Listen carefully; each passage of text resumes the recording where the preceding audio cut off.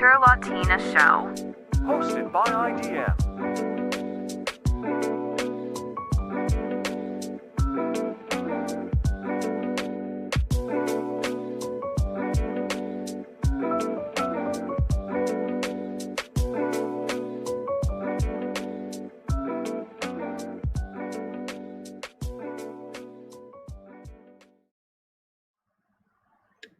And we are live. Hello, everybody. Hello, Nina. How are you doing?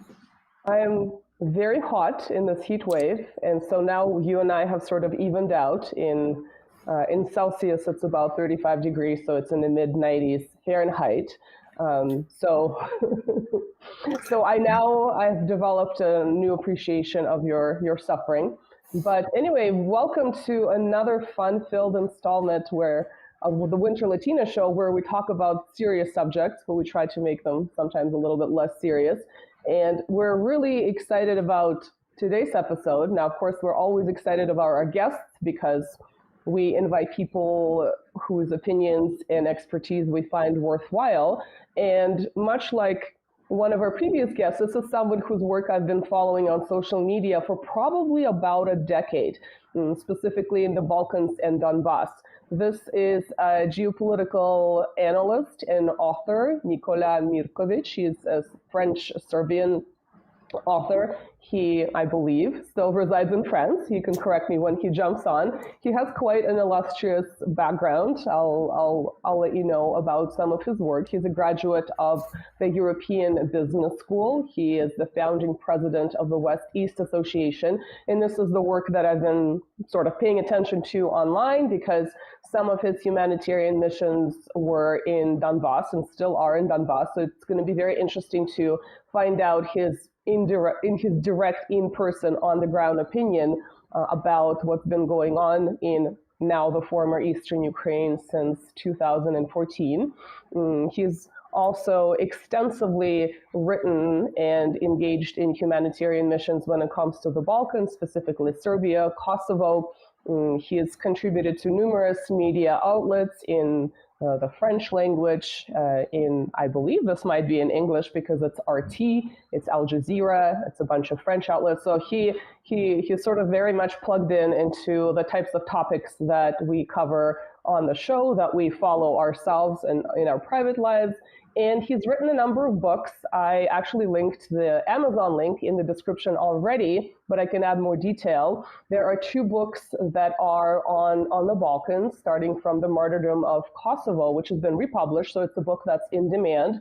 The most recent book that's of interest to me, I haven't read it, but I want to check it out. It's on the situation in Ukraine. And because Nikola has been on the ground many times, I think it's very, very interesting, and we'll ask him about it. It's from this year.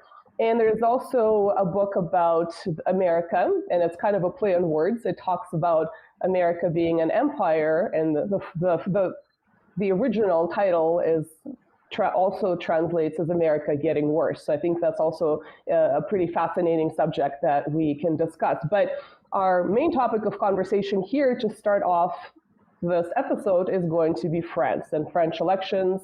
That has been widely covered. And so I would love for you, Marcelo, to bring Nikola on so he can introduce himself. Of course. So if America is getting worse, France is getting worser. So without further ado, let's welcome Nikola to the screen. How are you doing, Nikola? Fine, thank you very much. Thank you, Nina, Marcelo. Thanks for the invitation. It's a pleasure to be here. Please correct me if I mistakenly introduced you in the wrong way. If there's something else that you would like to add about your background. It was perfect. It was perfect. I've got nothing more to add. Well, it's very impressive. How many, just out of my personal curiosity, how many languages do you speak at a fairly fluent level? I'd say about 4 or 5, or 3 really well, and then a couple. Once you get to master one of them or 2 of them, the others come a bit easily. So I've been traveling a lot. I've got the chance to. I traveled a lot when I was a kid. I still travel a lot today, and I love learning new languages, meeting new people, discovering new cultures. So this part of me I would say the current life that I really enjoy is that. So French your first language, or is it Serbian? French, actually. French. Interesting. Okay. I always spoke a lot of French, and actually Serbian came later because when my father left Yugoslavia, he didn't want to speak Serbian at home. So it's actually my cousins, grandparents who taught me, and then I started learning Serbian, actually going there more often and mastering the language. I mean, still make a lot of mistakes because as every Slavic language, you've got to, everything is, every word changes depending if it's a nominative, a dative, gerundive, whatever. But yeah, going back to Kosovo and working in Kosovo and getting more interested in what's going on in the Balkans in the 90s. So yeah, Serbian came back to, I got to learn Serbian in Serbia. Yeah, I was going to say on the ground. That's definitely a more difficult way. I kind of assumed that Serbian, a Slavic language, may have been your first language, and then French would have been comparatively easier to learn. But it sounds like you had to learn it the hard way. Yeah. So we'll definitely touch upon this. But I really want to hear, because you're still in France, correct? Yes. I just wanted to confirm that. Yeah. So you're sort of not only an analyst who understands politics and follows this topic, but you're also physically on the ground. So that's also really helpful. So we've been paying attention to the French elections, and when the results were coming in this weekend, some of the comments were quite apocalyptic. I mean, there was quite the spectrum, and this is why we use such an exaggerated title for this episode, The End of France, with a question mark. It wasn't so much, hey guys, clickbait, but I've literally seen these types of comments coming from analysts, and I want to read out a couple of them. So I'm probably going to butcher the French name, Philippe Eurlin, who is an economist and a PhD. He basically talked about France continuing to collapse. I mean, these are his words. This is on his social media from July 7th. We've also seen another analyst who writes for a number of publications, such as Unheard. He had a little bit of a different opinion. He stated, this is in English, so I'm gonna quote, "If confirmed, this is actually a good outcome for Le Pen, who will get to the presidential elections untainted by an inevitably disappointing experience in government. Also good for Macron, who can represent himself as the savior of the country. In the longer run, the real losers will be the left, which will be hammered by being a partner to Macron's policies in the next few years," end quote. So we were sort of seeing this jubilation because the left, or the so-called left, had won, but we also saw comments like this. So there's quite the spectrum about the end of France, the collapse of France, very sort of apocalyptic predictions. There are very positive comments about the victory of the left, or the so-called left, the coalition. And there comments about how Le Pen did that also kind of differ in very, very sort of negative sentiments to actually predicting that it might seem negative in the short term, but positive in the long run. So if you could tell our audience how we should be looking at this, first of all, in terms of maybe the immediate results, maybe sort of a longer term, future. Well, it's difficult to get forecasts, but maybe some kind of a forecast, but also in terms of international relations. So, the reason I'm asking, my personal interest, of course, is foreign policy, international relations, geopolitics. You are a geopolitical analyst as well. And so we've seen with the French involvement in what some people describe a NATO proxy war against Russia. We've seen a lot of flip-flopping from, I'm going to call Putin, we're going to arrive at some kind of a ceasefire or negotiations, to I'm going to commit French troops to Ukraine. And at least according to public media coverage, the mainstream media, some of these comments would come back to back within the same week. So it really seemed very difficult to understand what was going on there. So I really want to hear your opinion first about the results, maybe some kind of projections domestically, but also in terms of foreign policy as well. Sorry, this was a very long question, but I have a lot to ask. Okay, fantastic. A lot of very interesting topics to cover. First of all, you have to understand globally the French mentality. The French for a long time have been used to being one of the biggest nations on earth. France had an empire, France had kingdoms, France rhymes with culture, it rhymes with language, it rhymes with religion, and France has left its footprint across, I would say, Western civilization and even world civilization, if you could call it that way, since it was created in the 5th century. And now, after World War II, we still had people in power, like de Gaulle, who wanted to maintain that position. Even though France was a smaller country, about 50 million people at that time, they still wanted to keep France on the map. And France has been living after the 30 years, I would say, more or less after the Second World War, in a lot of prosperity, building its own sovereignty, kicking the US bases out of France, saying that we want to remain a sovereign state, speaking with the Chinese, with the Soviet Union, as well as the United States, developing high-speed trains, planes, and everything. And then all of a sudden, with the 70s and the crisis, in the 80s, France started losing it. When I say losing it, that means France started not to become such a powerful country. It still has a lot of, I would say, networks. It's still part of the Council of United Nations, the Security Council of the United Nations as a permanent member, but it's not as powerful as it used to be. It started integrating the European Union, creating the European Union. So de Gaulle was very much he was not in favor. He was not a big proponent of the European Union, but France started entering a process where it was abandoning its sovereignty and entering this global Atlanticist philosophy. And this was going between the left and the right of the French society.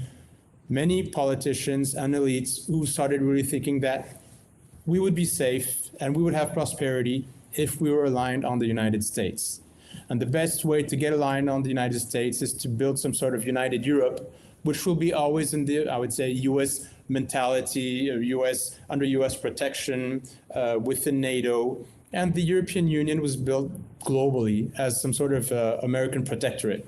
I mean, officially, they will never say this. Officially, the European Union was built for our own prosperity, to be a competitor, to not be too much influenced by the US. But the truth is that today we are a protectorate of the United States, and Zbigniew Brzezinski in The Great Chessboard says it bluntly himself, and many American analysts say the same thing. A lot of decisions we make here in France today or in other countries within the European Union, we first have to get the validation from Washington before doing anything.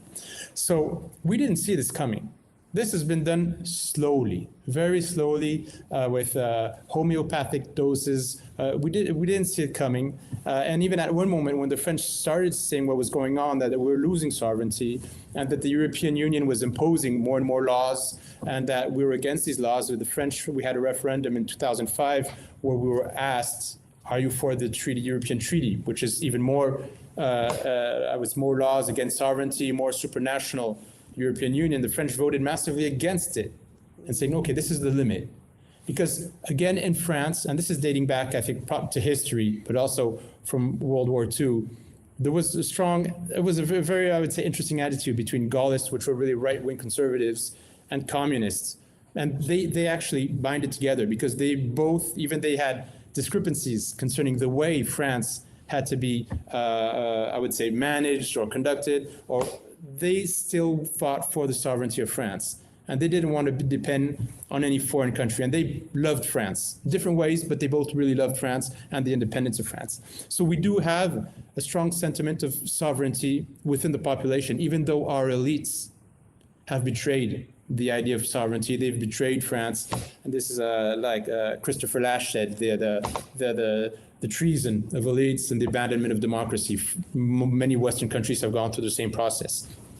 And we were in that process. And a couple of years after, Nicolas Sarkozy, elected by the French, signed in the treaty with the French Congress. That means the people elected by the French, they did not respect the desire of the French not to have this European treaty. So today we're in a situation which is quite dire.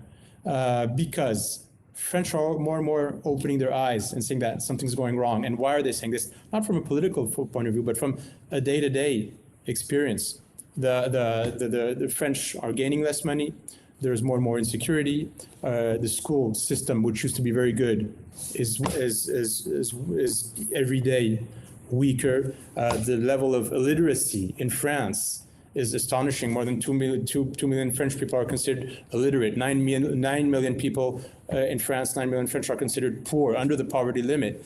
And so you can see on a daily basis that this great country, great nation, which has done bad things in the past, like any nation, but which has been prosperous, which had brought culture, which had brought education, which developed ideas, which had a strong idea of freedom, of liberty, of equality, well, has bypassed that and has abandoned these ideas. And the French are seeing this. But as they have been, a lot of them, kicked out of the democratic procedure, and that the politicians in France are all Atlanticists because they've been to U.S. universities, they've been to U.S.-funded clubs, Atlanticist clubs, funded by NATO, funded by the European Union, and they're all in this idea that the globalist world is the solution and that the U.S. will always be there to protect us. Well, they've become the best servants of the U.S., and they no longer care about the interests of the French people. And so they're getting their ways with the political system, and we'll talk about this when we talk about last Sunday's elections. I can't really say that the elections are rigged, but the way the elections are built in this Fifth Republic enable, I would say, the most devious minds to keep the power, even if they are a minority against the majority of the French who definitely want change. So the French are seeing their own personal situation decline. France as a nation is declining. We are no longer the superpower we used to be. We're not even in the top 5 most powerful nations in terms of GDP on Earth. We're being kicked out of Africa. We can't even sell submarines to the Australians because Washington comes by, sticks a knife in the back and saying, oh, by the way, this is my contract. So we're losing this image, this power. The French are losing purchasing power. And at the same time, we've got, as I said, insecurity, schooling system, which is not preparing people for the employment market. The system, we used to have excellent doctors, excellent hospitals, and we're losing that as well. And so the French are getting mad, and they are mad, and globally they are mad. And if we look at the blunt results in last Sunday's elections, whether it be the vote for le Nouveau Front Populaire or for the Rassemblement National, we've got 50% of the French who are voting for political parties which are out of the mainstream.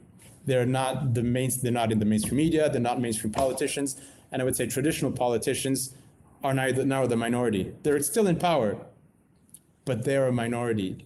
And I think this is something which is really, really interesting. And the way they're keeping the power is this very old saying that imperialists all know is divide et impera, so divide and conquer. So while the right and the left are fighting against each other on details, or where should be the VAT limit, or are there too much, not enough immigrants, or whatsoever, well, they're keeping the power while they're fighting, the opponents are fighting at the basis. And this is traditional political strategy when you are a minority and you couldn't care less about what the people think because that's not your own interest. So I think that's extremely interesting. I do think also, and just to finish off with this, that of course on the results were very favorable for the Nouveau Front Populaire. So that's a union of different lefts and leftist movements, and nobody was expecting that. The different surveys we had before the elections were not going in that direction, and so they were extremely happy. But there is a feeling of hangover the following days, because the truth is that the Rassemblement National was the first party, and they had 10 million votes, them and their allies, during last Sunday's elections. Le Nouveau Front Populaire has 7 million votes. Macron has 6 million votes. So despite having most votes in the elections, the Rassemblement National has less deputies in the French parliament than the Nouveau Front Populaire. So you've got 1/3 of the population who's getting less votes than a political party got 25% of the population. And some smaller, I would say more institutionalized political parties who've got 10 times less votes, much more, have got many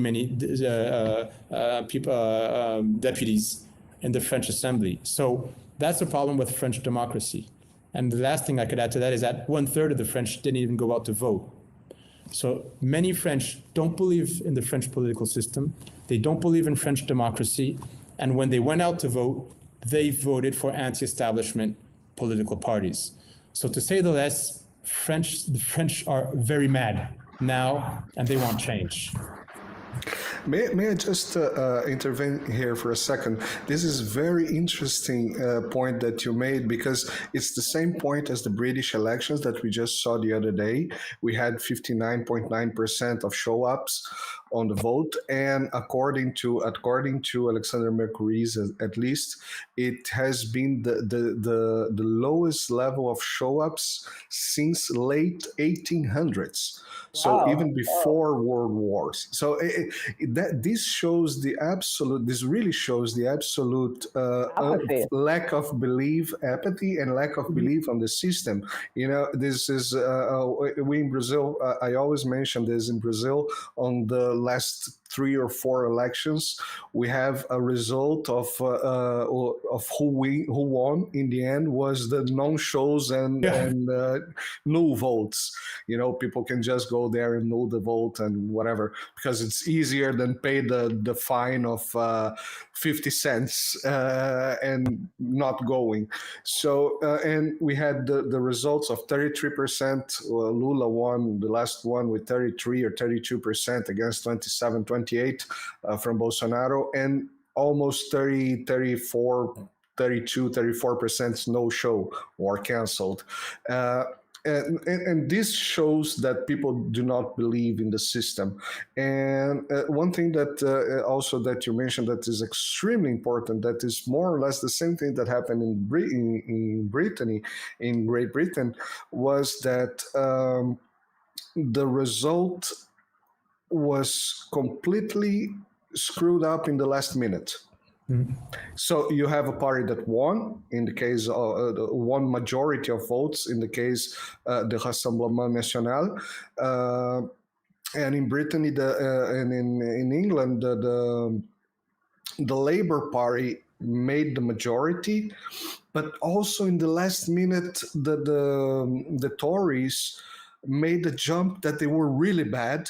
And, you know, Boris Johnson came back from vacation and one day before and made a big speech and, you know, grabbed a couple, always with the fear, you know, oh, if you vote for the Labour, the country is going to become commie, or in France, if you vote for the far right, we're going to become, you know, moustachists or whatever.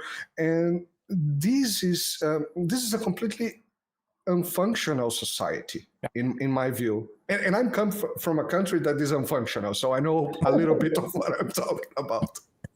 So, but there is a caveat there, which is the French people. And that's one thing that I wanted to ask about the temperature of the French people, because, you know, the British, they grab a cup of tea or whatever. The French burn cars. Yeah. We've got to deal with the insurance companies. No, the French are very mad. Let's not forget that France, we had the yellow vests. That means for more than a year, ordinary people, a lot of people who are not at all in the political movements, would go out every day across France on the roads, on the motorways. It started as actually a grassroots movement coming from the countryside, and these are again the ordinary people. They're not political. They understand. They don't all have higher education, but they understand very well because they've got common sense. They understand that they know a thief when they see one. They know a liar when they see one. They don't have to go to postgraduate schools or get masters or whatsoever. They understand that, and enough was enough, because their purchasing power was lowering, because they're feeling kicked out of this globalist world. They're feeling kicked out of democracy. They vote for candidates which never get elected. Even they get millions of votes, they don't get elected. They're not represented on the media. Their culture is being atomized or destroyed by foreign culture, whether you like it or not. I mean, so they're feeling kicked out, and they went to the crossroads and they went in the streets, and during a whole year, and there was a lot of burnt cars, and there was a lot of fighting against the police and against. But this was quite interesting because this came out of France, and I still keep on thinking myself that France has a particular role to be played. So maybe this is something all French think, I don't know, maybe this is natural that we think this or not, but this came out of France, and this is something which scared the government and the elites because it was not controlled. There was no controlled opposition. There was no head that you can menace or say, oh, be careful, if you keep on doing that, we're going to show this video of you when you were younger and you may be ashamed of, or so they couldn't grasp this movement. And at the end, they finally understood, and they put in mainstream I would say unions, which took over. They went into the cities, and then once the unions weren't there, a lot of these unions are yellow unions, and they worked hand in hand with the power and then the oligarchs, and so that was dead. But that happened over a year. So this was actually quite interesting because in those movements, and I studied them closely, there were people from the left, there were people from the right, there was this, I would say, Gaullist spirit of people saying, listen, we may not agree on everything, but we love France, we want our sovereignty, and we all agree that we want to fight against poverty, that we want to better I would say, our purchasing power, and that also we want a better culture. And I think this is something which is interesting. It was not just we want more money that we'd be used to in France. We want to live decently as French people, and this is something which is interesting. So there's still that mentality, and a lot of people are dreaming that the yellow vests come back, but it was extenuating every day for many people, every weekend for others. It was difficult, and they got, I think Macron let a couple billion euros out of that, but he calmed everybody down. The fact, again, that in these elections, we'll see what Macron does with his government, that a lot of people in France feel that they're not being heard, that they're not being taken seriously, that their personal situation is not getting better. They will continue to put pressure, and then going back to the streets is obviously something which can happen quite quickly in France. That was going to be my comment. I literally have a note on that the French are known as a country of protest.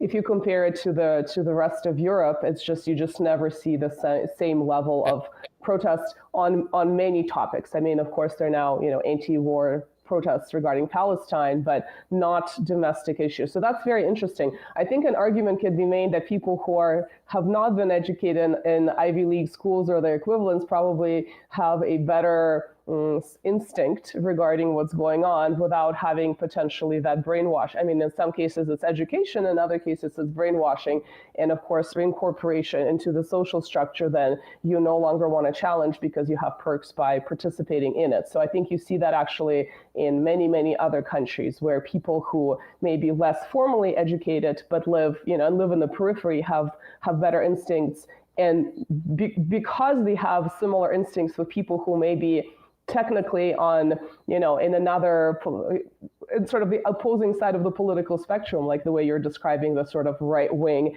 united with the left wing on some issues. So that's very interesting.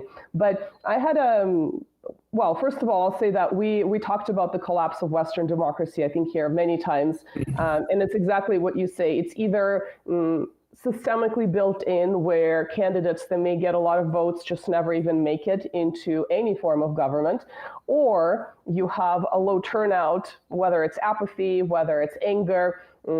There's just that complete hopelessness in the system to begin with. And again, it applies to other countries in Europe and beyond. But also, I think it also shows, the ideal of democracy, that you're changing governments every 5 years, every 4 years, right? Depending on what the country is. It doesn't really change the system. It doesn't challenge the system. The system operates on its own. Once it's been set in place.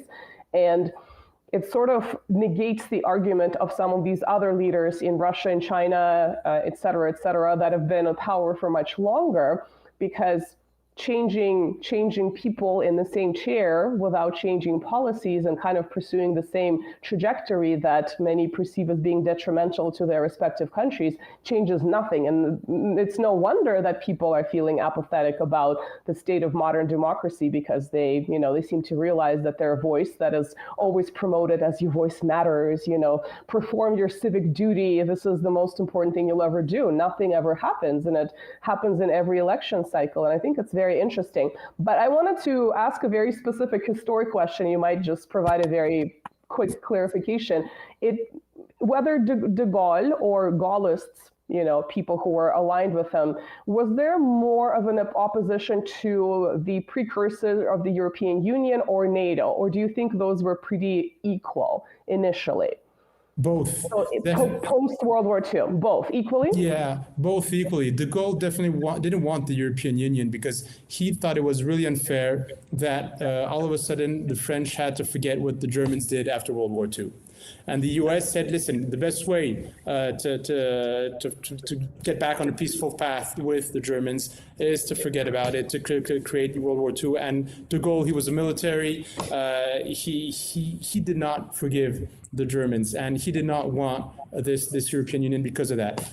He understood that Europe had to find some sort of path to peace, because the speciality of Europeans is to be fighting between each other, and this is some sort of I would say internal feuds become wars, and we keep killing each other, and that's been the story about Europe since the beginning. So he understood that. He had a lot of pressure. There was a lot of pressure by the United States, who was saying, you want Marshall Plan money? You've got to go forward with the European Union. You want me to forget the debt you've got in France? You've got to go forward with the European Union. So at that time, the construction of what was to become the European Union was something which was really pushed by the United States and also a lot of the French elite, who at that time believed, because again, they were already in the beginning of those think tanks, and some of them received money from the US Embassy in France. And Eric Branca is a very known historian here in France, and he wrote about that. And so they thought, again, let's take the money and let's go build this European Union. What could be bad about this? And again, a lot of them just did it for noble purposes. They thought that the best way to stop these wars between European nations was to find some sort of way of working together. But de Gaulle understood from the start that this would be some sort of supranational political entity, and that all the nations would at one moment disappear, and that people who were really behind pushing for this European Union wanted a European Union as a supranational state, with no more nations, with no more people. And he fought dearly against that. And that's why also he fought against NATO. I mean, France stayed in NATO, but he wanted to be out of the integrated command, because he understood very well that in NATO, France would just be another army depending on the US Army. And he didn't want that. De Gaulle did not celebrate the débarquement, the arrival of the British and the American in Normandy, because he considered it as a second invasion. So, I mean, this says a lot about the way de Gaulle, I mean, he was happy to work with, of course, the Americans who came to fight, but he knew that behind these Americans who came really and who gave their blood to fight for France and for Europe, the politicians behind that had another program. And de Gaulle knew also that there would have never been the arrival of the American paratroopers in Normandy if there hadn't been Stalingrad. So and then Barbarossa. Bagration. Sorry. And so he knew that, and he wanted France to be independent. And unfortunately, I think his failure is that he did not find somebody after him who was able to keep up that fight. He said in the 60s two things. After France gave its independence to Algeria, he said the biggest threat to France is American imperialism. So this is said 60 years ago. Mm-hmm. And he also chastised what he called the Americanization, or this thought that the French elite, French establishment, French bourgeoisie was so much under the influence of the Anglo-Saxons. And this was in the 60s. And this was just like some sort of huge wave of America's so great, America's culture, America's money. And at that time, of course, Europe was destroyed. Europe had been through the war, and we were receiving images of big fancy cars, huge houses, and people globally, we thought, shared the same values.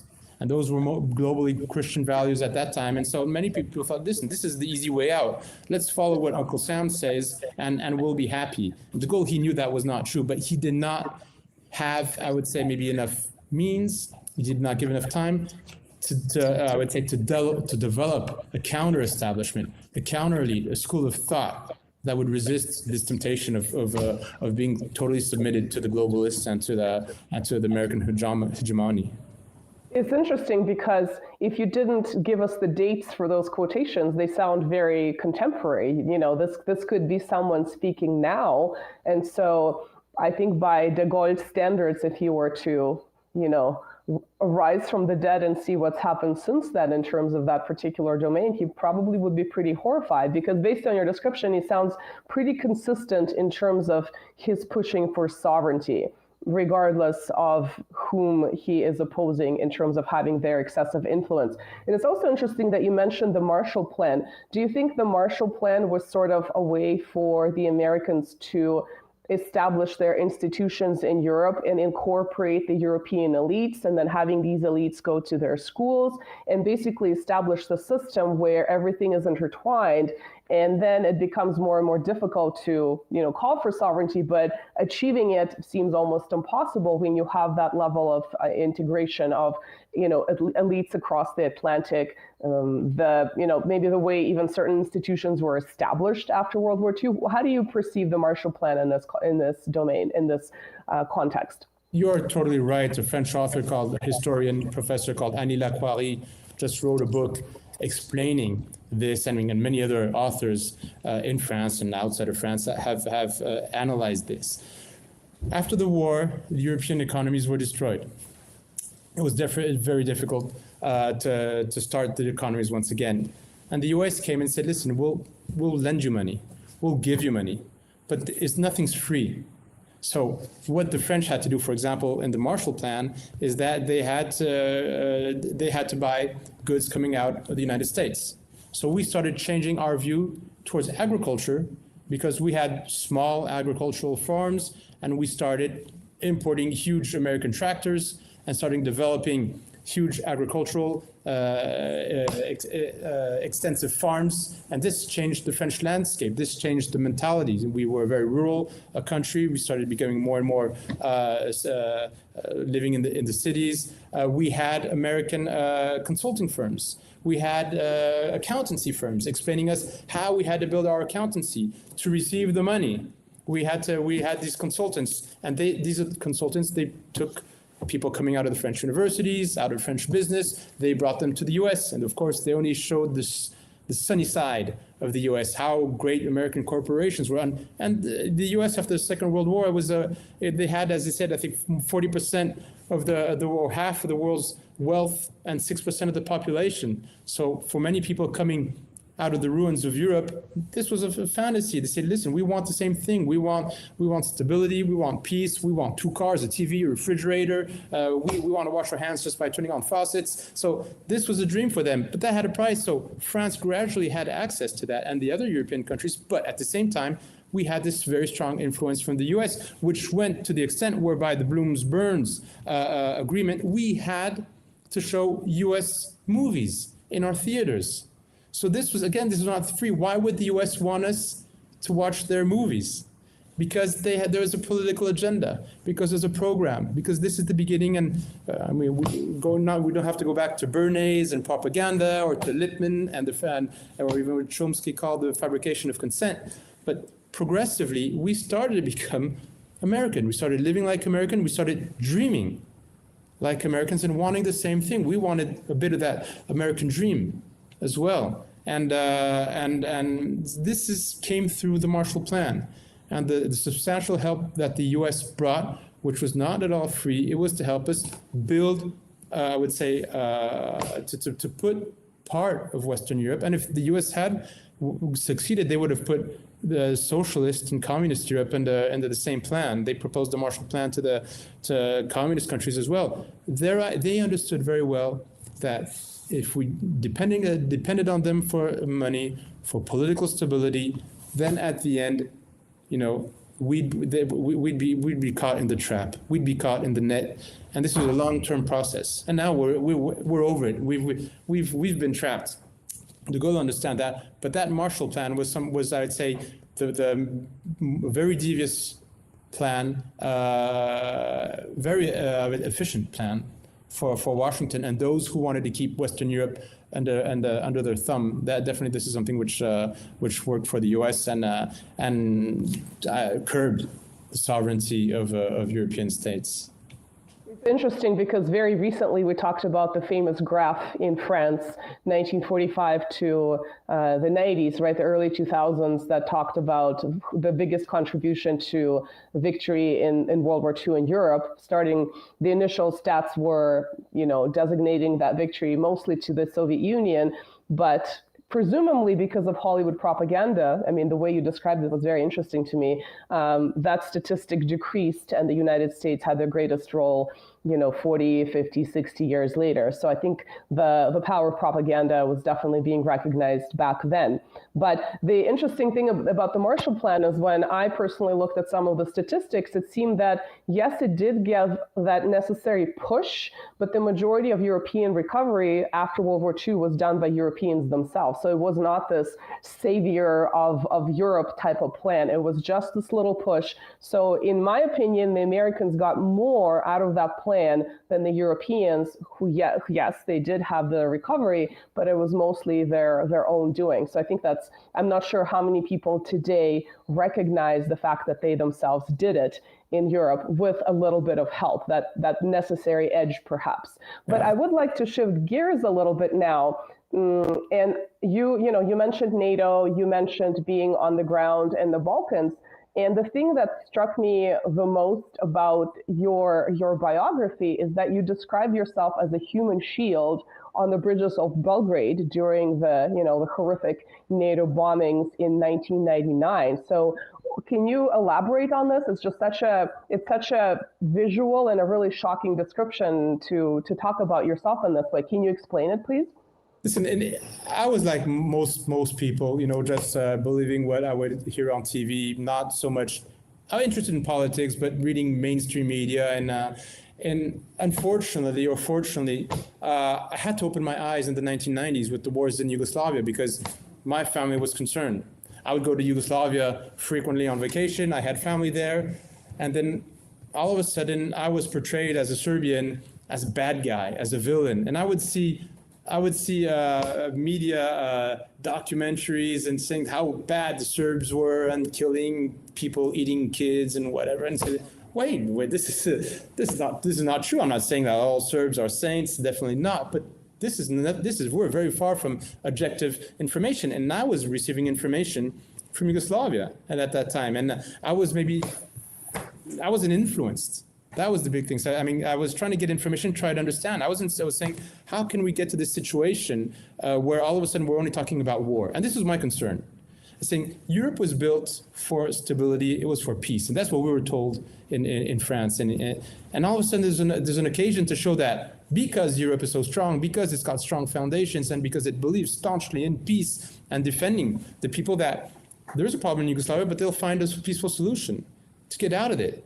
But instead of advocating this peaceful solution, the West, Brussels, European nations, and the US did everything so that the Balkan nations fight against each other. And I started discovering that progressively. And I was shocked because I never thought that Western countries could do that. I was really convinced that Western countries, that's why my father left Yugoslavia to go to the West, because he thought the West was democracy, the West was freedom of speech. And I started finding out by reading both sides, hearing both sides of the story, that we were warmongers, that we were fueling war between brotherly nations. I'm not saying that the situation between Croats and Serbs and Bosniaks was always, and Albanians, was a long-standing love affair. But they're very close nations, and finding a solution was possible. Serbs and Croats probably speak, the language is the same, the food is close. There have been strong fights and terrible things done between both, but there was a possibility, and we were going for war. And in 1999, all of a sudden, with no validation whatsoever from the UN Security Council, with no reason whatsoever, NATO, which is a defensive organization, and I thought really NATO was here to protect us, they bombed Serbia illegally, totally illegally, and nobody said anything to any. There were no sanctions against any NATO member. They bombed illegally Serbia, and they bombed. The fighting was in Kosovo in 1999. They bombed Novi Sad, Novi Pazar, Belgrade. They bombed towns which had nothing to do with the fighting, and so that was enough for me. And at that time, I had already read enough literature to understand what was going on. So I went as a human. There's nothing much I could do, but at least to defend my family and to show that I was really against this, I went on the bridges, different bridges of Belgrade as a human shield to say, listen, I mean, to show the Serbians, I mean, not everybody in the West is a warmonger, and to say, oh, listen, this is crazy. So as NATO was bombing, bridges, they bombed maternity, they bombed energy facilities. They were not bombing the military. And so again, so nothing happened. I mean, while I was there, they didn't bomb the bridges on which I was there, but this was very strong for me. This is, I said, I have to do something. It's not much, but either I could just say, okay, let's go to something else. My life is okay. I'm getting out of it. Okay, tough time for the Serbs, but they'll make it. They've made it before. So I didn't want to do that. And once I went on the other side of the Rubicon, then that for me, that was over. It's okay, now I'm not going to shut up until the end, because this is really unfair. We had innocent people getting killed. We had people fighting against each other for other people's interests.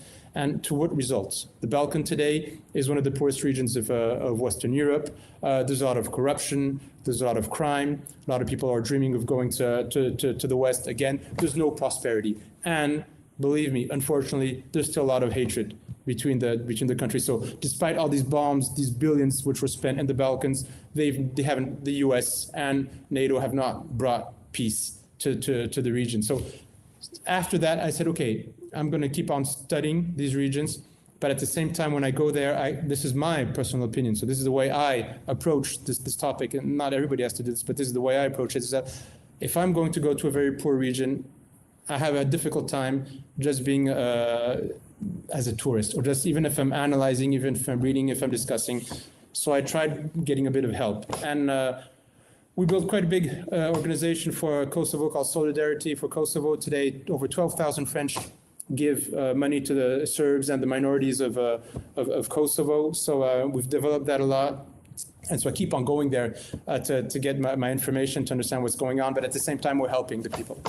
And it's helping me to understand better, because the Japanese say this is for business, but it applies to real life. They talk about genshi genbutsu. That means you have to go. They tell their management, you have to go into the industry to see what's going on. And I applied that to war zone. I have to go to the war zone. What's going on? Why are people hate? Do they really hate each other? Who's behind this? Whose interests are being served? And you can, to some extent, you could read a lot in the books, but you always get a much better perception on the ground. So I've been doing that in Kosovo since 2005. So we started that 6 years after the 1999 bombings, actually when there was a pogrom against the Serbian population by Albanian extremists in 2004.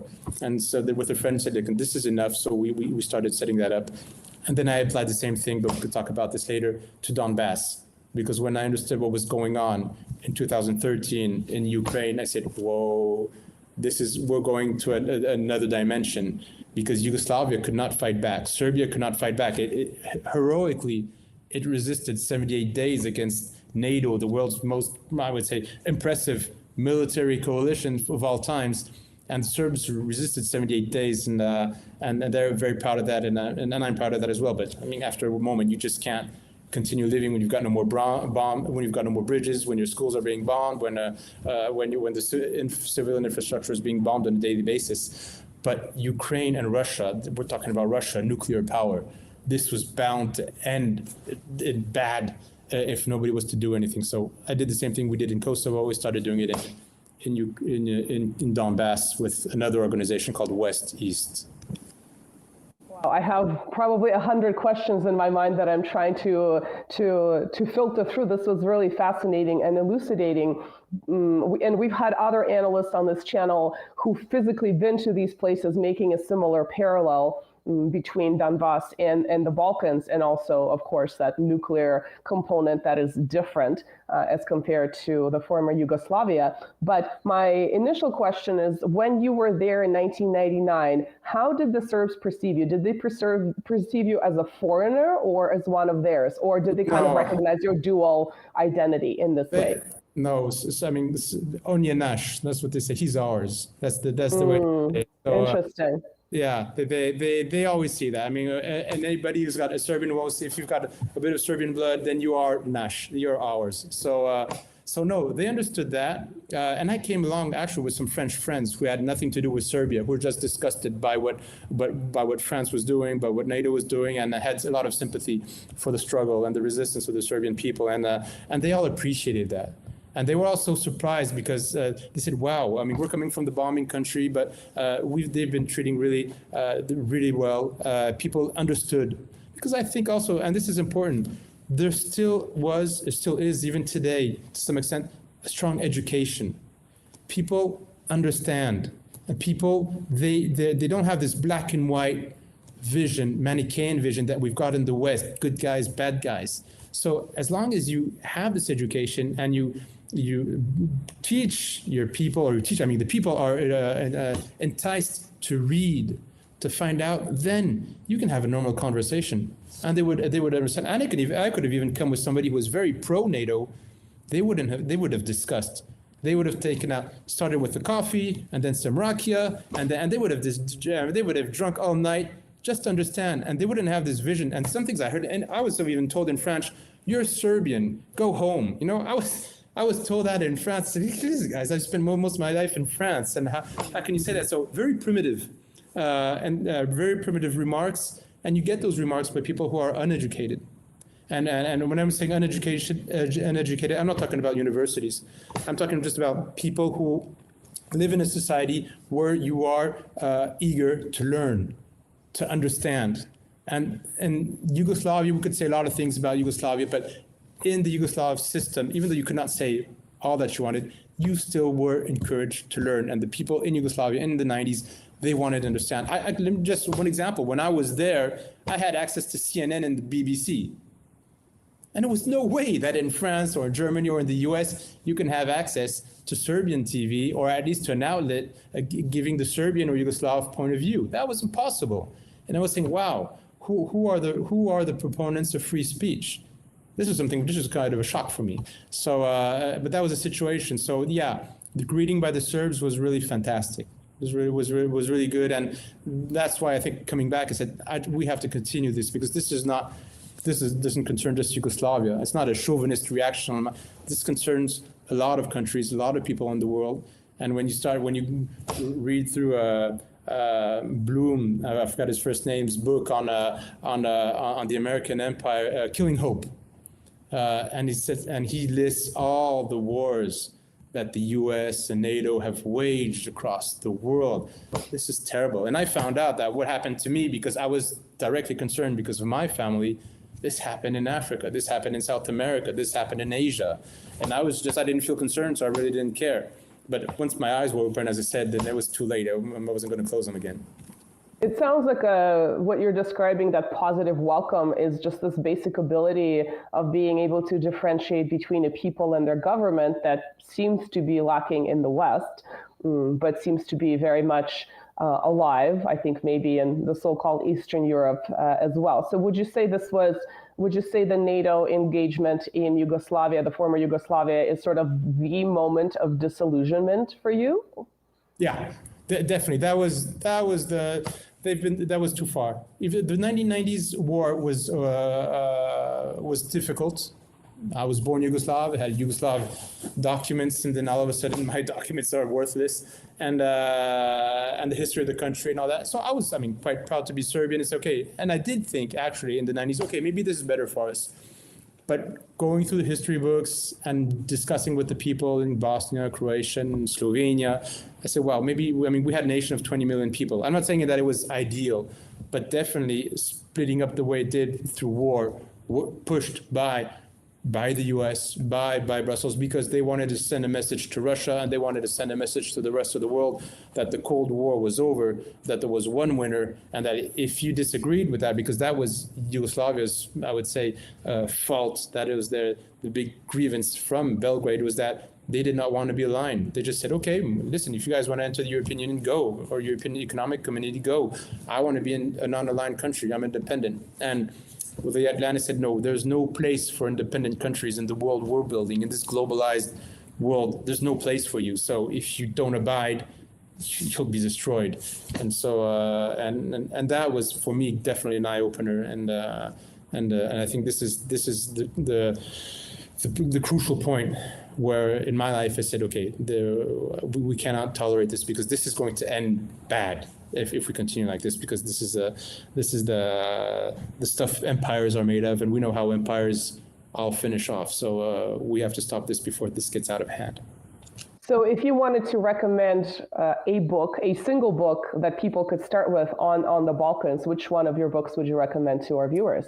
Listen, it's in French, it's in Spanish, it's been translated in Spanish and Italian for our Spanish-Italian friends. It's Le Martyr du Kosovo. That's the martyrdom of Kosovo. And I just give the history of the region. And I don't want to get too much in a chauvinistic position because Serbs obviously defend the Serbian vision and Albanians have another vision. But I try to be objective as possible. And reading, I would say, a lot of people are historians who don't think like me. And I think that's the best way to attack a subject is by showing that you've got a view of what's being said on both sides, because at one point or another you'll have to build a bridge.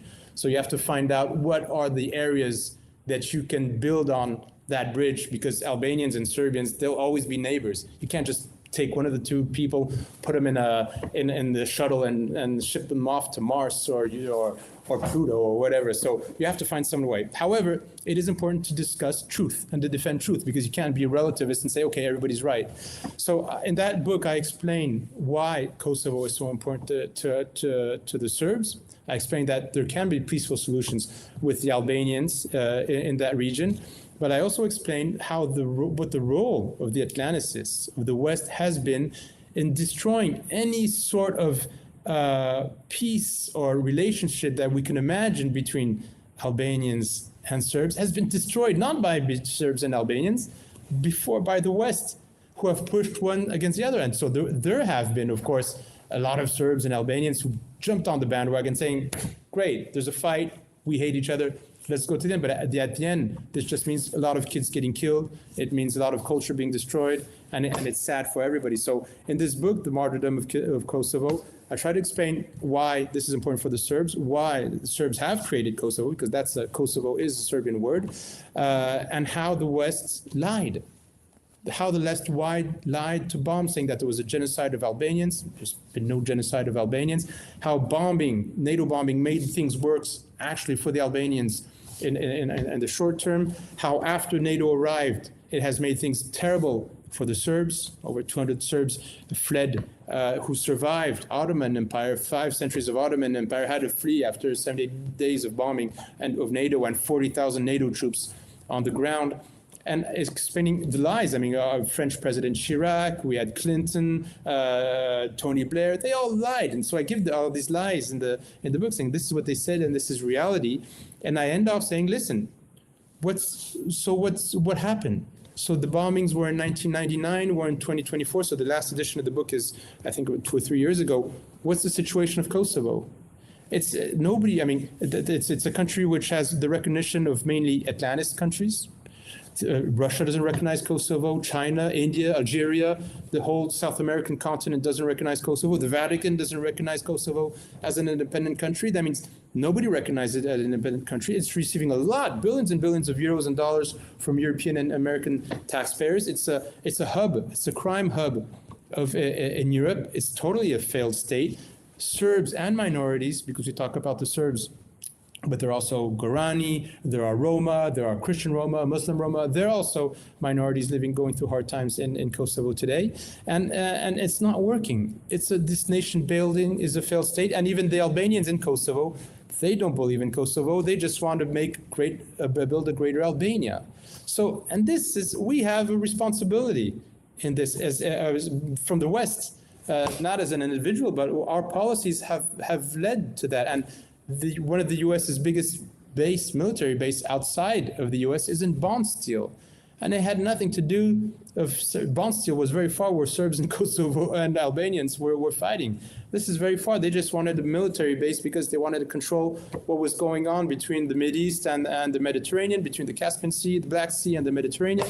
And this was their end game. And so, and it didn't work. So we have to fight against that. If we want a peaceful world, it's not always going to be easy. And I don't have a angelical view of mankind like Rousseau had in the end of the 18th century, but there are ways of finding peace, discussing, negotiating, and taking into consideration the interests of the people who live in a given region. And in any case, that's why I try to explain in the book. We have to cut the umbilical. It's not an umbilical cord, by the way, but or it's a reverse umbilical cord if you want. But we have to cut this relationship with Atlanticism, which leads to wars, which leads to hatred, and which leads to a lot of people suffering.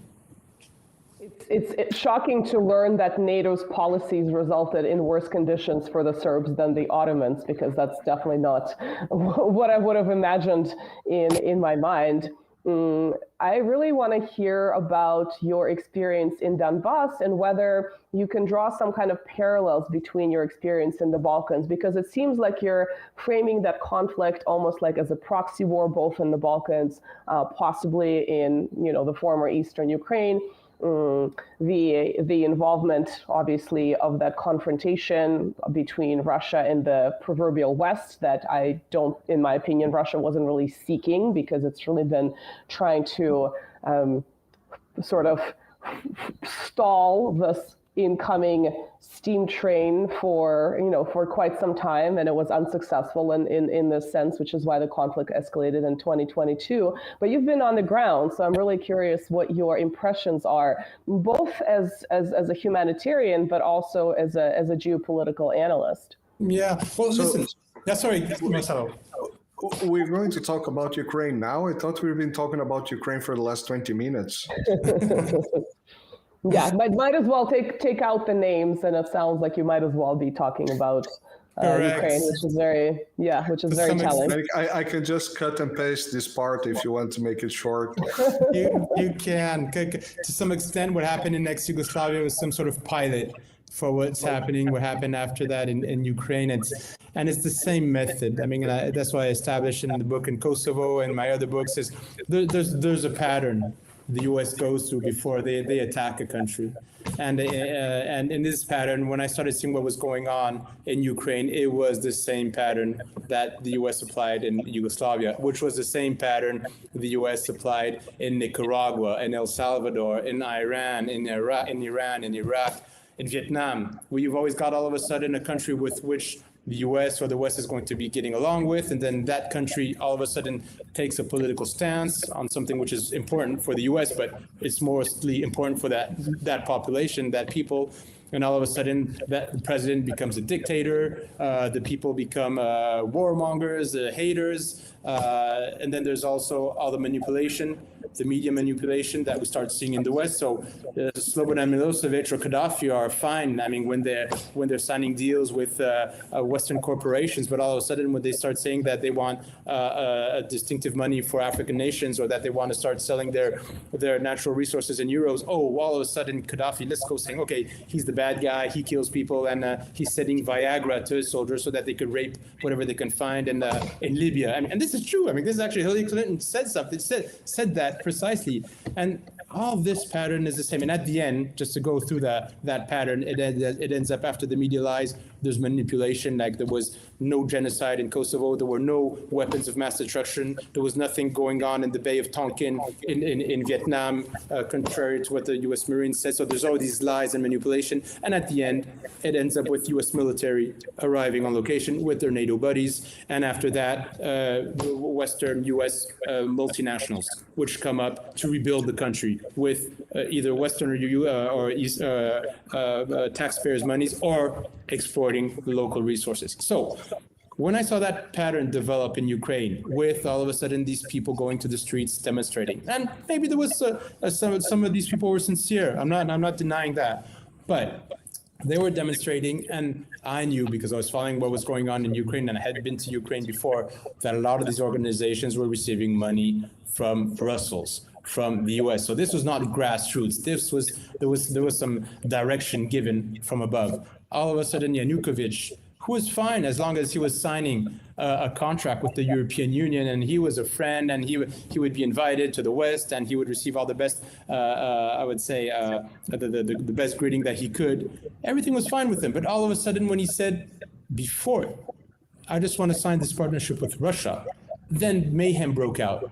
And mayhem broke out because he was going to sign a project with Russia, which would have brought dozens and dozens of billions of euros or dollars or whatever you are, rubles even more, to Ukraine, to build, to help the economy, to build jobs, to help the Ukraine was at that time, and it's even worse today, the poorest country in Europe. And so it's very bizarre that people will go to the street after the signature of a contract, which is going to bring so much, and Europe and Ukraine and Russia are so close for historical reasons. It would be crazy that they would do this. And then all of a sudden, Mirkovic became this bad guy. So he is a Russian puppet. He was fine the day before, but right after that. And then there was these manifestations, and always, I found that also, and I described that in my book on the U.S. empire, is that we do not hesitate to use the most extreme movements in the world to topple governments, because you won't find a liberal Democrat to go in the streets and topple the government.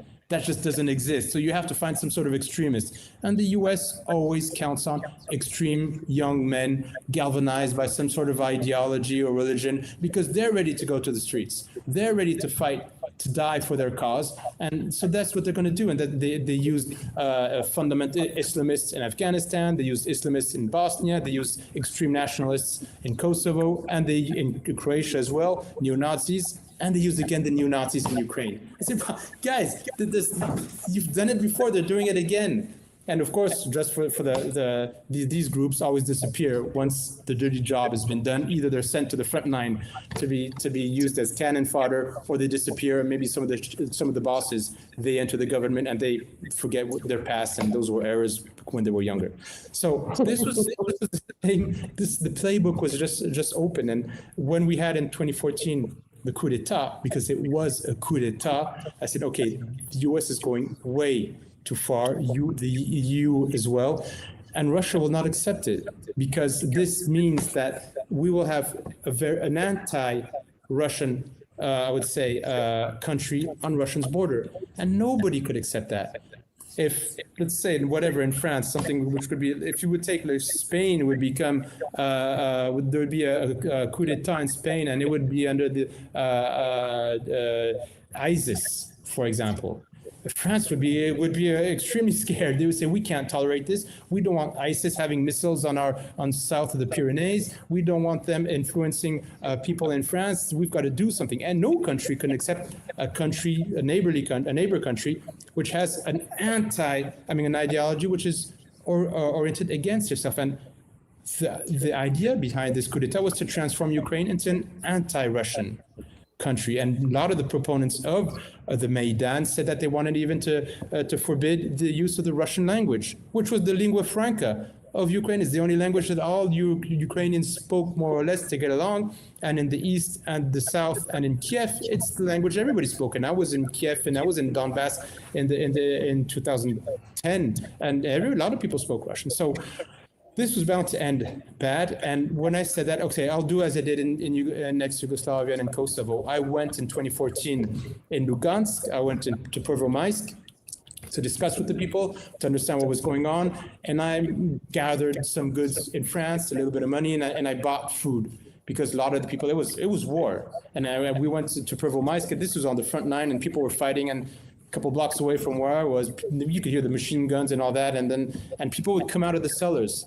And they would come out of the cellars because they knew, because I had contacted people who contacted people. It was all quite crazy, but they came out of the cellars like not like animals, because this is a degrading image, but I felt a lot of pity. And I definitely didn't think I would see, I didn't even see that in Kosovo or in Yugoslavia. Oh. Yeah, it was tough. People would get out of the cellars and they go back in, and they lived in buildings where there were humongous holes from missiles that the Ukrainian armies sent on them. So I came back to France, and my idea was at the same time, the same as I did in Kosovo. Listen, this is what I saw on the ground. Why isn't anybody speaking about this? This is terrible. Before 2022, there were 14,000 people killed in Donbass, 30,000 or 50,000 people wounded, over 1 million people displaced. These are migrants nobody talked about, and most of them went to Russia, by the way. And nobody was talking about that. I even brought a young boy and his mother in 2017. I got them to come over to France from Donbass. And the young boy, he got shrapnel in his back, and he was paralyzed from his waist down. And I brought him to France, and I said, since France doesn't care about the war in Donbass, I'm going to bring the Donbass war to France. And I called the media, and I did press conferences, and I asked him to interview this mother. Why are you not talking about what's going on in Donbass? A lot of the mainstream media didn't come, and those who came, they didn't talk about it. And I said, why didn't you talk about this? He said, well, but my editor-in-chief doesn't want to talk about this. I said, you guys, this is going to become a major war if we don't do anything. There are Minsk agreements that we're not following. France is not doing anything to make sure that Ukraine and even Russia or even the Donbass do something for peace. And they have relationship with Russia. They could discuss. If they're not doing anything, you must understand that the way things are going now, if we don't do anything to curb the violence, then it will get out of hand. And they didn't care. And the only media which were interested were alternative media. So a lot of alternative media, they came and they spoke about it because they were interested and they understood that something was going on. So to make a long story short, I've been there every year since, except COVID, where I was not allowed to go anywhere. And just to do the same thing, to get the information on the ground, bring humanitarian aid. And when I bring humanitarian aid, I never say, are you for Kiev? We never say, are you for Kiev? Are you for Moscow? We just want to help people who are suffering. And that's the aim of our association, West East, is we think that Europe is one big civilization. We've got differences. We've got a common culture coming from the Greeks, coming from Christianity. There's room for minorities, but we have to defend what we are today. And definitely wars can only drag us down, especially in this multipolar war. We've got countries with incredible development. And so we're, as we said at the beginning of this discussion, we're getting erased from this planet because we're not taking our own destiny in our own hands. So we try to help the people get back to peace. But I, of course, and since Kosovo, have been discussing a lot with universities, with journalists, with media, to share this information. Say, okay, how can we find a solution? How can we avoid this? And when after 2022, all of a sudden, I started getting much more spotlight on my works because nobody in France was saying this is going to get out of hand. And then all of a sudden, people saying, oh, wow, maybe we might be going toward War III. Guys, we've been saying this for 10 years. Why are you only waking up now? So. Better late than never. But this is I think it was very interesting on my side to confirm, unfortunately, that we have free speech. So that means I can go to the local pub and say whatever I want. I could discuss with my friend and say whatever I want. But I don't have access to mainstream media, or rarely, sometimes once in a while, because maybe the trainee didn't do a good job trying to find out who I am. I get invited, but usually it doesn't last so long. But it confirmed that unfortunately in the West, we don't like discussions. We don't like debate. There's a narrative, there's an agenda, and we have to stick to that. And the pundits that we see today, the pundits on mainstream media, most of them, it's easy to find on internet, paid, either through NATO organizations, American or Brussels lobby firms. And so there is no real debate. So again, we're getting back to propaganda from Bernays. We're getting back to the fabrication of consent. And this has just proven to me that, I mean, I'm on the right side of history. I may not be right on everything, but definitely if we want free speech, and if that's important, we have to fight to get it back, because that's the first path to peace. Yeah, I think that's a depressing way to get validation for your predictions. Yeah. And we've had other guests on this channel who've also been to the region and who've made similar predictions and who've received similar depressing validations, and no one was paying attention until 2022. And of course, in the beginning, it wasn't perfect, but there was some media coverage coming from the mainstream. And then I think as the Minsk agreements were implemented and the fighting did die down, it didn't completely die down, the living conditions were still horrible. I'm pretty sure you were one of the only Western, or at least European, humanitarian organizations who continued to travel there, because I didn't really see much coverage coming from anyone else, because they said, well, this is a frozen conflict now, we're just gonna let it go. And it's really, it's definitely commendable that you continue to pursue your work, because you realize that this isn't the end. Marcelo, do you have any questions? And I see we have a lot of comments. I don't know if you've seen any that we haven't covered in this amazing conversation. There are a lot of nice comments. We come back just after. I have this question that is, it's kind of bugging my mind now. We have seen these fiasco elections in England, and then again a fiasco election in France. We've seen this pump of narrative of more war from people like Callas and Ursula von der Leyen, and all these globalist people, and they are at the same time absolute panic. We have the complete debacle of the Biden and Trump stand-up comedy show, whatever you can call that. And I can hear all these people talking about bringing the people together. And we usually know what this means. And at the same time, we are about 15 to 20 days away from major event in France, which is the Olympic Games. Mm-hmm. Which, by the way, Emanuelito called the Putin asking for, a ceasefire, temporary ceasefire, not to break the party of the Olympic Games, because it's the major event of the year. Of course, we cannot keep war during that, right? Mm-hmm. And France is also well known from other major events like, Charlie Hebdo, the Bataclan, the truck on Nice, which, by the way, I was in Paris during the Bataclan attack. Oh. And, well, not there, but, You were close. You were a couple blocks away. Oh. A couple of blocks away. And I didn't see anything else than the sirens, but I remember the day very well. Mm-hmm. How do you see this? Well, so listen, France has a lot of problems, really, really a lot. As I said before, unemployment is high, purchasing power is low. But I say the worst is that the French don't know who they are as a people anymore. There's a very huge identity problem. The relationship to God, or whether you believe or not, but this is spirituality. France has always been built around its relation to Catholicism, to Christianity, the values that brings, and they are losing that.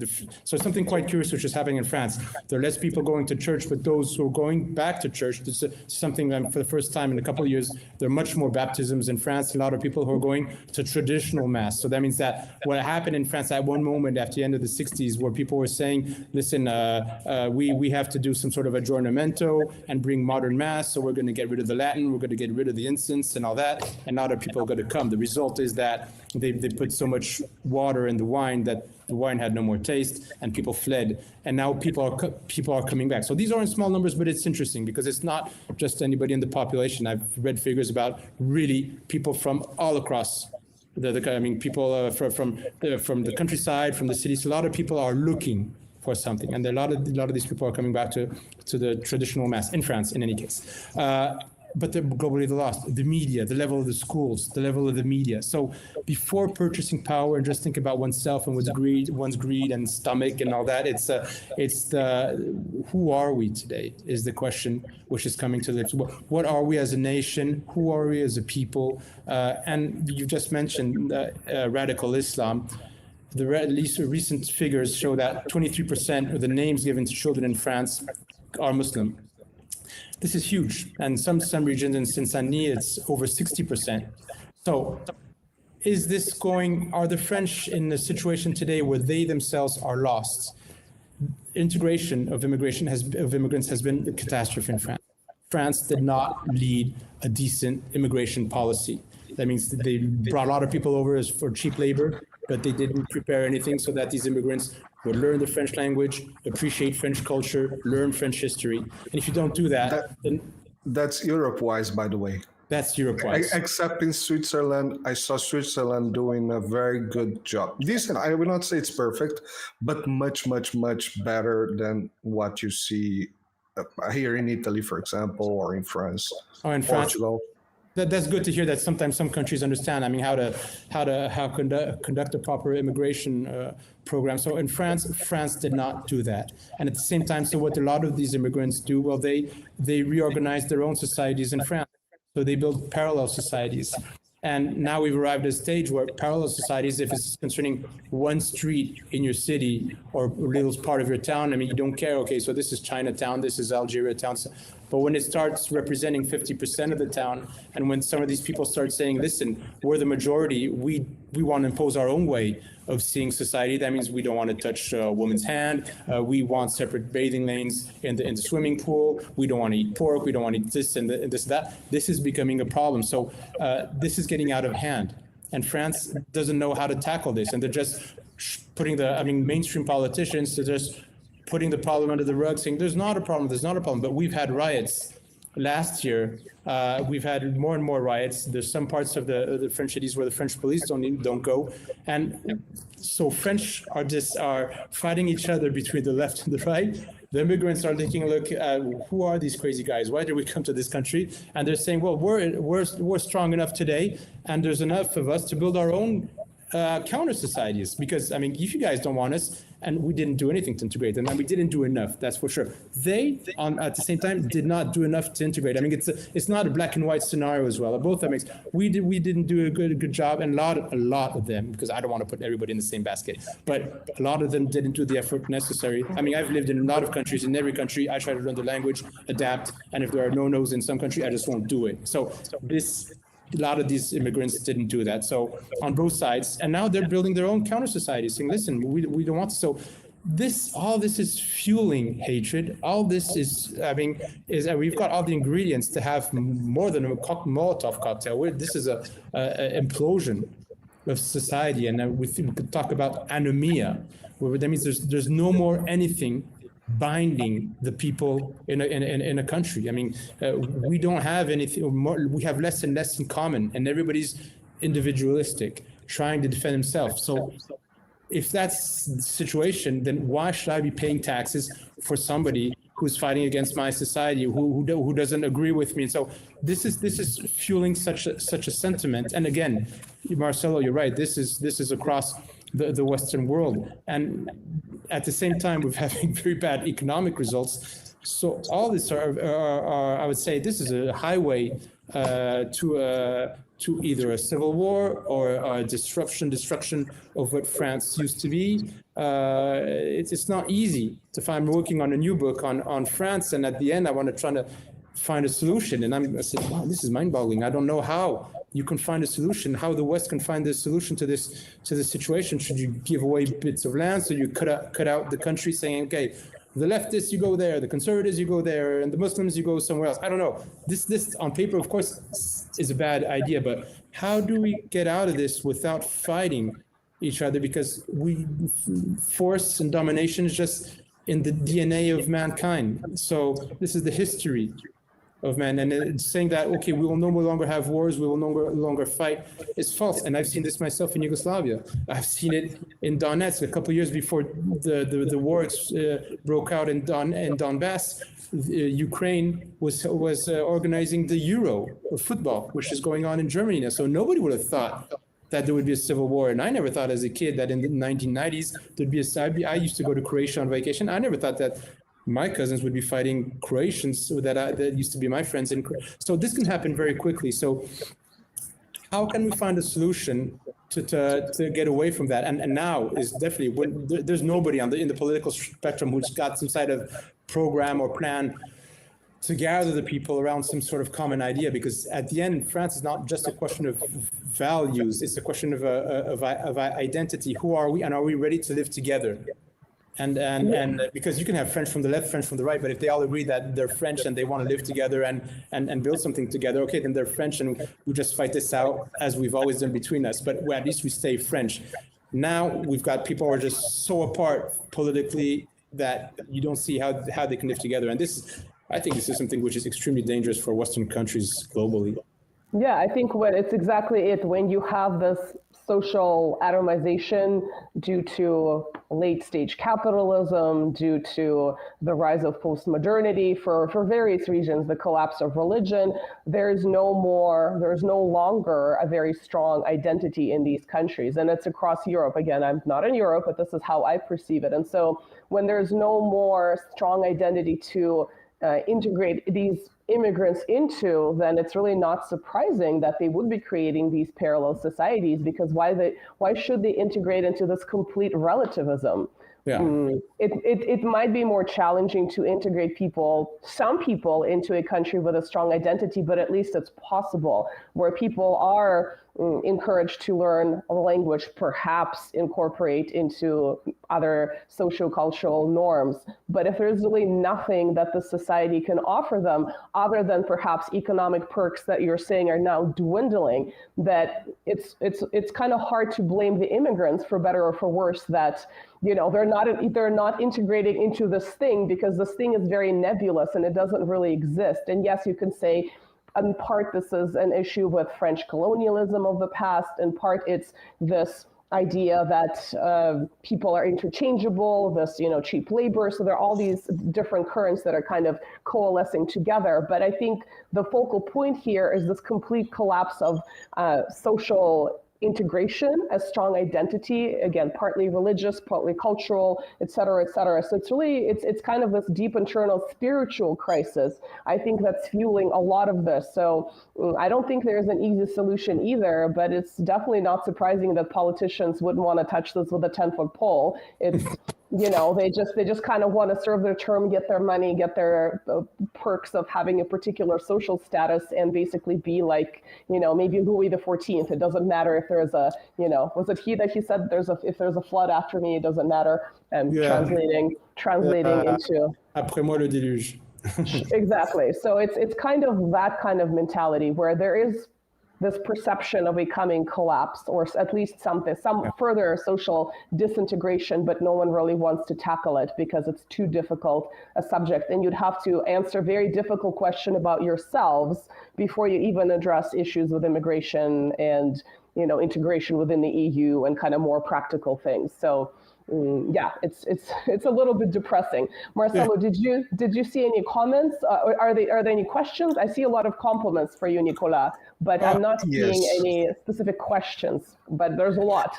Well, there was really a lot of compliments, and this last answer from you was extremely important for our Brazilian audience, because it's very hard for a Brazilian to understand that. The country of Brazil was formed by miscegenation, so basically mixing people. And so basically, if you go to Brazil, nobody cares who you are. Nobody knows if you're from somewhere different. And it's extremely interesting to see how all the ethnicities and all the religions go along together at the same place. And there is not even a sparkle of tension. Nothing. It's. I mean, of course, you're gonna have, crazy. You have everywhere, but it's not something that is breaking a society apart. This is. I have a series of programs that I'm trying to build on the channel, trying to go through that a little bit, even to explain to the Brazilians and to think about solutions for Europe, because I live here, so I don't want it to break apart as well. So there was a very interesting question in the beginning that I lost. I think that's... I know, that's what I'm trying to scroll through, and like I said, lots of compliments to you and just commentary, but I'm not seeing questions. I'm just seeing... This one, I think the answer it's quite clear, but I'm going to ask anyway, just for fun. The question was if NATO used nukes on Yugoslavia. So they didn't use nukes, but they used uranium. Exactly, impoverished uranium. and tons of that, which goes deep into the soil. And there are a lot of, I'm not an expert on that subject, but there are experts who say that that depleted uranium has direct consequences on cancer. And it just so happens to be that Serbia has one of the countries with the highest rate of cancers. So is it linked to that? I don't know, but we do have prominent doctors in Serbia who have made that link. And in any case, I mean, why would the US or NATO use depleted uranium, even if there's a doubt that that can be leading to cancer? Because, of course, it's the civilian population who's suffering. And in this case, in Kosovo, it's Albanians, Serbians, Gorani, all the people together. They're all suffering from this depleted uranium, and it's and it was a dirty war. Most of the killed people in what was left of Yugoslavia in 1999 were civilians. And nobody was talking about, the atrocities of NATO, killing people, firing on a maternity. They even killed Albanian refugees. So they were supposed to defend the Albanians, and they killed, dozens of Albanian refugees. It was collateral damage. You know, the West doesn't kill anybody. They don't kill civilians. We do collateral damages. So, and that was quite crazy. And NATO used those weapons, and they got out of it. This was easy. These were people in planes or in boats with their joysticks, testing out all their GPS material. This was also a great way for NATO and NATO countries to show their material so that they could sell it to the rest of the world. Look at what we bit the hell out of like Serbs. Ukraine today. And we like HIMARS and javelins and exactly. So they were just showing this off and killing people, making a lot of people suffer.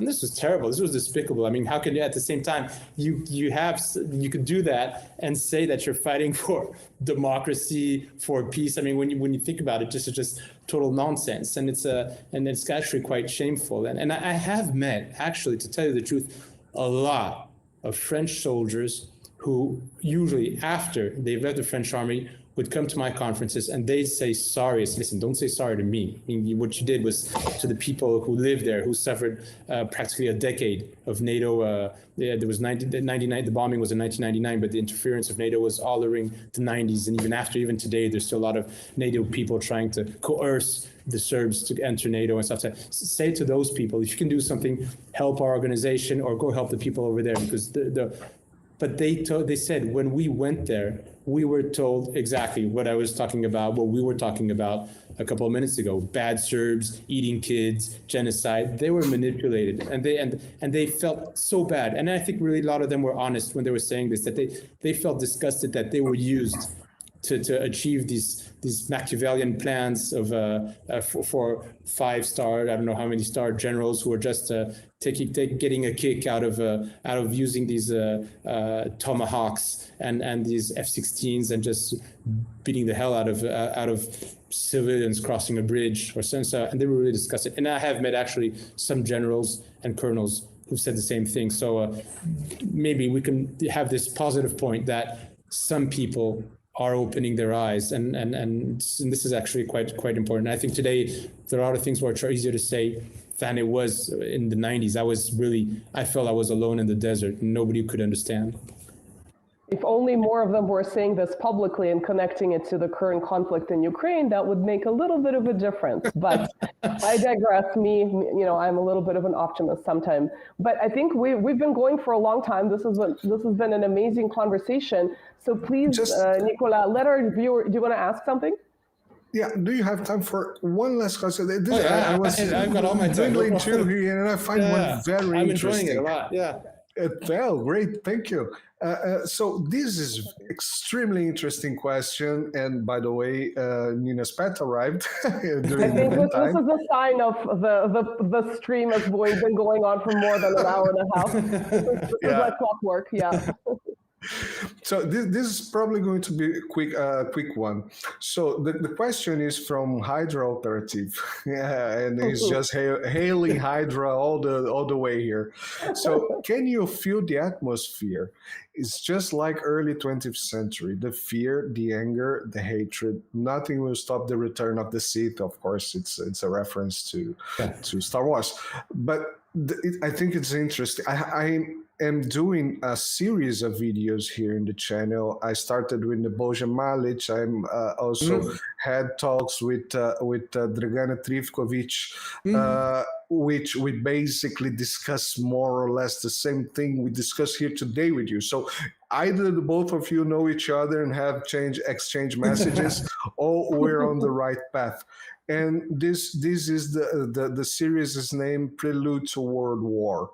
Yeah. And this is exactly what I've been feeling, the same atmosphere as historically we learn. So how do you think about this? What do you think about this question?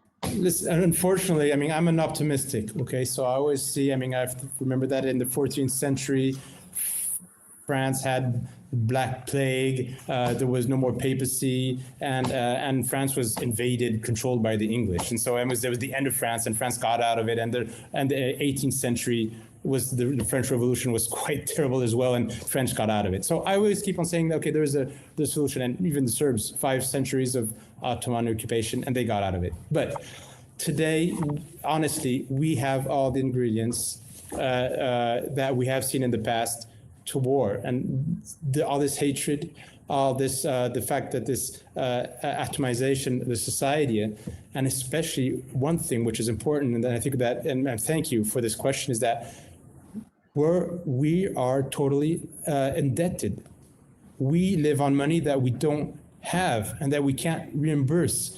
In France, the indebtment is over, I think it's 112 or 115% of our GDP. We'd have to work 1 year, all the French, for free, just to pay the banks. And in the coming years, the biggest budget we'll have to be paying is the interest. So at one moment or another, the bankers or the oligarchs or all these people are saying, okay, listen, nobody's going to pay us back. This society is, we've played a lot with it. We've manipulated, we've controlled the media, we've done nothing. This is getting out of hand. And if people start finding out who's been playing around with us since the beginning, they're going to get mad. And they're going to get mad at us. So maybe we should find some sort of way that they fight between themselves so that we can get away with it. And we'll come back when these guys will be just torn to pieces and so tired that they can't even raise a slingshot or something like that. So that's my scare today. I'm afraid of that. The only thing which I say, and honestly, we're going into that direction. I mean, the hatred, the violence, the sentiment. I mean, we even look at the video games that they're giving our children. They're killing each other on a daily basis. You know, this is theft, grand theft auto, or whatever, I don't know, whatever, or there's a lot of violence in the movies, there's a lot of violence, and in the streets, there's a lot of violence, and we do have wars, and there's a lot of weapons on the street, by the way, and in France, this is becoming something which is getting more and more common. So how do we avoid war, knowing that there's one thing that will change compared to the beginning of the 20th century, is that there are nuclear weapons. So do we fight between each others in the Western world, and the rest of the world just looks at us fight? So will this be infighting between conservatives and leftists? Will it be the indigenous people against Muslims? I don't know what kind of fight some people would like us to fight, a clash of civilization, I don't know, so that we can just destroy ourselves, because the economical system is heading towards collapse. And everything's going to be holding together as long as we have bread and we can feed ourselves. But once it becomes complicated, we'll go out fighting. And believe me, I've seen it in Yugoslavia. In a fraction of a second, you have to choose who you're going to be fighting with, and there's no room for people saying, I've got a white flag, I'm not participating. So this is scary. I don't know. It's going to be a world confrontation, because Russia has nuclear weapons. U.S. has nuclear weapons, and if France has nuclear weapons. So if one of these countries starts getting attacked or starts a war, chances are that they may, destroy the whole planet. But even if the whole planet is destroyed, that means even the oligarchs will fall. So maybe that's not a good plan for them, unless they've got some special spaceship and they've already got another home on Mars or something like that. It is. Elon's rockets are not working very well, so. Yeah, maybe they'll wait a bit till they master that rocket technology before going on to another planet and leaving us to destroy ourselves. But the situation is scary. It is really scary. So I really encourage everybody to get involved, because I do think that at the end, good people win. It's not always easy, but if we don't say anything and if we don't fight, whether it's locally in our communities, in political parties, whatever, if we don't advocate for peace, if we don't try to find a way to get out of this, then we will be brought into a war that we don't want, and we won't have a choice but to fight, because then it's you or me, and it's them or us, or however you want to see it. So and I've seen it in Yugoslavia, I've seen it in the Donbass. I was there last May. It's terrible. Whatever side you're on, it's terrible. So yeah, we have to be, I say, clear. I mean, have a clear vision on what the situation is today, but we have to do everything we can to make a change and remain optimistic, even if it is, we are in a dire situation, because few optimistic and I would say dynamic women and men make a change. You know, it's always the dynamic, I don't remember the term exactly, the dynamic minority, but they're the ones who change the world. It's not the masses. I mean, we're working for the masses, and we want, but we have to be that dynamic minority who takes who leads the masses and who encourages the masses to raise up and stop this and change the society. Because if we don't do it, believe me, those who are in power, they're less numerous than we are, but they won't let go of that power so easily. So we have bunkers. They have their own bunkers. You're right, Nina.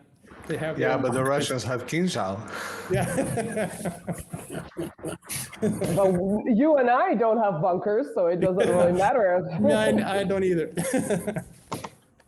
So, Nikola, this was quite an amazing conversation. I would like you to tell our viewers where they can find you, where they can find your work, follow your work on social media. I did link you, but I would like you to do the same. Perhaps I missed something.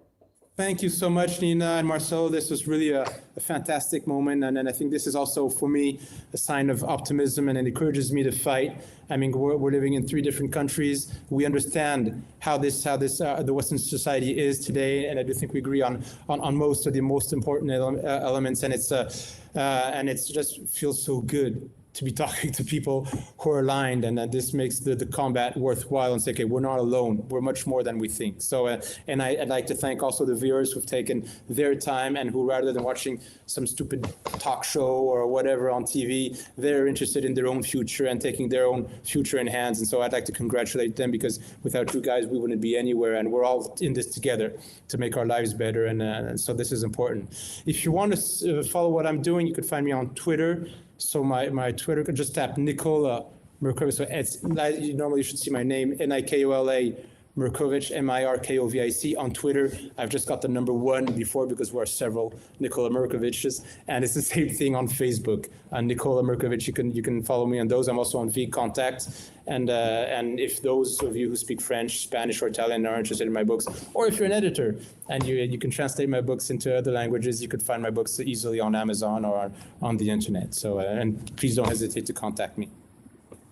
Oh, just one last thing. With our association, West-Est, whose goal is to bring the Western and Eastern Europe together and not divided. It's www. So this is in French, sorry, but West OUEST -est.est.org. Again, go on any search engine and you'll find West-Est, and you can have information on what we're doing in between the West and Eastern Europe, not only in Donbass, but also in other countries. So there you go. And thanks a lot, Nina and Marcelo. This is really a very enjoyable moment. Thanks a lot. We'll just have to invite you back, because you've like I said, I still have 98 of the 100 questions I've had in my mind. So if you're free, we'll definitely have you back. And I'll remember everybody that all the links are going to be on the description. I'll ask you to send me later the links so I can put in the descriptions. I'll copy the ones that Nina has. And remember to follow us on all social media. So you have the Nina Byzantina channel, as well as Twitter, Rumble, and YouTube, of course. Did I forget anyone? Oh yeah, of course you have the site, where you write your your analysis, and the Buy Me a Coffee for Nina if you want to support her work. And remember, you can always support her work. You can now give me also. super chats here. Super chats. And do you have subscriptions in Twitter? Not yet, but yes, yet. I do have. No, I have subscriptions on Twitter, but not yet on YouTube. But we'll work YouTube. on it. Yeah. On the price of mass destruction, the ImprensaDeDestruiçãoEmMassa, you can always support via super chat, super thanks, being a subscriber of the channel. It's only 99 cents of euro for those who pay in euro, 1.99 for those who pay in Brazilian real. All our links are on the description. Vous contacte, Twitter, Odyssey, Rumble, Telegram channel, YouTube, of course, and well, so many of them. Oh yeah, Instagram and TikTok as well, where all of those guys have live streams at the same time. I don't know why I do that. So remember, all the links on the description. Thank you very much. Like, share, subscribe, and see you on the next time. See you guys. Thank you guys. Thank you for watching. See you soon. Bye. Bye-bye.